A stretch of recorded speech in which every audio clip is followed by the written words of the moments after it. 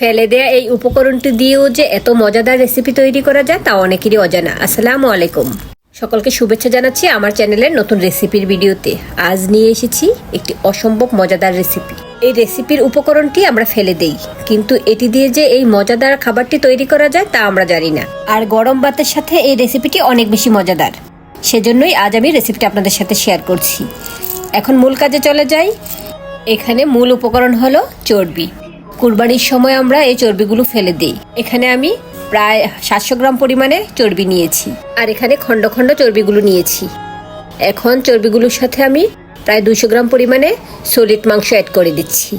মাংসগুলোকে মাঝারি সাইজে কেটে নিয়েছি। চর্বি এবং মাংস ভালোভাবে ধুয়ে নিয়েছি। ধুয়ে একটা প্যানে নিয়ে নিলাম। এখন এর সাথে দিয়ে দিয়েছি 1 চা চামচ পরিমাণে লবণ। এখন অ্যাড করে দিচ্ছি 1 চা চামচ পরিমাণে জিরা গুঁড়া। সাথে দিয়ে দিচ্ছি 1 চা চামচ পরিমাণে ধনিয়া গুঁড়া। এখন অ্যাড করে দিচ্ছি 1 চা চামচ হলুদের গুঁড়া। সাথে দিয়ে দিচ্ছি 1 চা চামচ মরিচের গুঁড়া। মরিচটা অনেকটাই ঝাল, সেজন্য 1 চামচ দিয়েছি। এখন দিয়ে দিচ্ছি স্পেশাল গরম মশলার গুঁড়া। এই শাহি মশলা থেকে 1 চা চামচ পরিমাণে দিয়েছি। শাহি গরম মশলার রেসিপিটি আমার চ্যানেলে দেওয়া আছে, আপনারা চাইলে দেখে নিতে পারেন। এখন দিয়ে দিচ্ছি 1 চা চামচ রসুন পেস্ট। সাথে দিয়ে দিচ্ছি 1 চা চামচ আদা পেস্ট।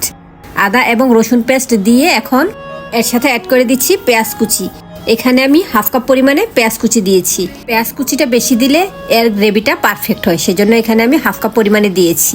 এখন দিয়ে দিচ্ছি সরিষার তেল। এখানে প্রায় 2 টেবিল চামচ পরিমাণে সরিষার তেল দিয়েছি। অবশ্য তেলটা আমি মেপে দেইনি, অনুমান করে দিয়ে দিয়েছি। আর এখানে সরিষার তেলটাই দেওয়ার চেষ্টা করবেন, এতে করে এর স্মেলটা অনেক বেশি ভালো আসে। হাত দিয়ে ভালোভাবে মেখে নিচ্ছি। সবগুলো উপকরণ হাতের সাহায্যে ভালোভাবে মিশিয়ে দিচ্ছি। এখানে আমি খণ্ড খণ্ড চর্বিগুলো দিয়েছি। এগুলো রান্নার পরে খেতে ভালো লাগে। আর এই চর্বিগুলো আমরা ফেলে দেই, এই ঈদে ফেলে না দিয়ে এগুলো দিয়ে এভাবে এই রেসিপিটি করে নিতে পারেন। গরম ভাতের সাথে খুব বেশি ভালো লাগে। ছোটবেলা থেকেই দেখতাম কুরবানির সময় মাংসগুলো নানাভাবে প্রসেসিং করতো, কারণ আগে এখনকার মতো ফ্রিজ এত অ্যাভেলেবল ছিল না। আর চর্বিগুলো এভাবে প্রসেসিং করে রাখতো, এতে করে ফ্রিজ ছাড়া বাহিরে এই রান্নাটি প্রায় 7-8 দিন পর্যন্ত ভালো থাকতো। 7-8 দিন পর আবার গরম করে রাখতো এবং আবারও এভাবে 7-8 দিন ভালো থাকতো। আমি সবগুলো উপকরণ ভালোভাবে হাত দিয়ে মেখে নিয়েছি। এখন এর সাথে 1/2 কাপ পরিমাণে পানি দিয়ে দিচ্ছি। আমার হাতটা ধুয়ে 1/2 কাপ পানি দিয়েছি। এর সাথে আর কোনো পানি অ্যাড করব না। এর সাথে এখন এখানে আস্ত মশলা দিয়েছি। 2টি তেজপাতা, 2-3টি সবুজ এলাচ এবং 10-12টি কালো গোলমরিচ, 5-6টি লবঙ্গ এবং 2 টুকরা দারুচিনি।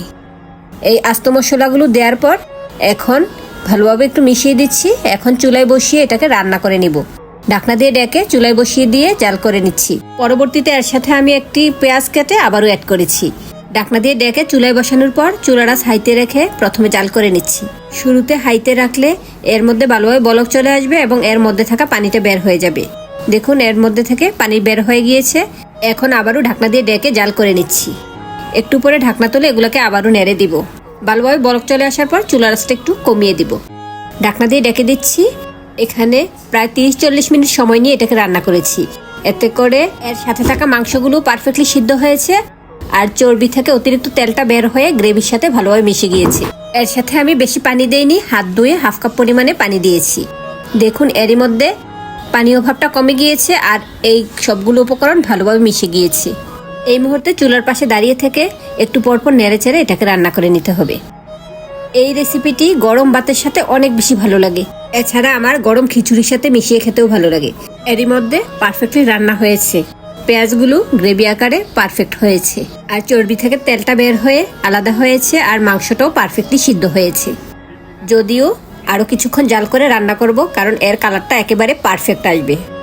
মাংসগুলো একেবারে পারফেক্টলি ভুনা ভুনা হয়ে যাবে, সাথে চর্বির অংশগুলো একেবারে ভুনা ভুনা হয়ে যাবে। সেজন্য চুলার আঁচ কমিয়ে রেখে অনবরত নেড়েচেড়ে এখানে জাল করে নিচ্ছি, যেন গ্রেভিটা আবার নিচে দিয়ে পোড়া পোড়া হয়ে না যায়। সেজন্য একটু পরপর নেড়েচেড়ে দিতে হবে। খণ্ড খণ্ড চর্বিগুলো দিয়ে আমি এভাবে এই রেসিপিটি করে নেই, আর বাকি যে চর্বিগুলো থাকে সেগুলো আমি কিভাবে বাটার তৈরি করে নেই সেই রেসিপিটিও আমার চ্যানেলে দেওয়া আছে, আপনারা চাইলে দেখে নিতে পারেন। ওই রেসিপিটি গত ঈদে আপনাদের সাথে শেয়ার করেছি, আপনারা আমার চ্যানেলটি ঘুরে দেখে নিতে পারেন। এরই মধ্যে রান্নাটি কমপ্লিট হয়ে গেল। এখন গরম গরম ভাতের সাথে আমি খেয়ে নিব। গরম ভাতের সাথে তেল চর্বিযুক্ত মাংস 1 চামচ নিয়ে ভালোভাবে মেখে খেয়ে নিচ্ছি। গরম ভাতের সাথে খেতে অনেক বেশি ভালো লাগে। আপনারা কিন্তু গরম খিচুড়ির সাথেও খেয়ে নিতে পারেন। আর এটি কিভাবে সংরক্ষণ করবেন সেটিও দেখিয়ে দিচ্ছি। আপনারা এটি সংরক্ষণ করে রাখতে পারবেন 5-6 মাস। এভাবে কাচের জারে করে ফ্রিজ ছাড়া নর্মাল টেম্পারেচারে রাখতে পারবেন 7-8 দিন। এছাড়া নর্মাল ফ্রিজে কাচের ঝাড়টি রাখলে প্রায় 6 মাস পর্যন্ত ভালো থাকবে। ফ্রিজ থেকে নামিয়ে একটু গরম করে গরম ভাতের সাথে খেয়ে নিলেই হবে। আর নর্মাল টেম্পারেচারে রাখলে এখান থেকে 1 চামচ নিয়ে গরম ভাতের সাথে দিলেই এটা গলে যাবে এবং মেখে খেয়ে নেবেন।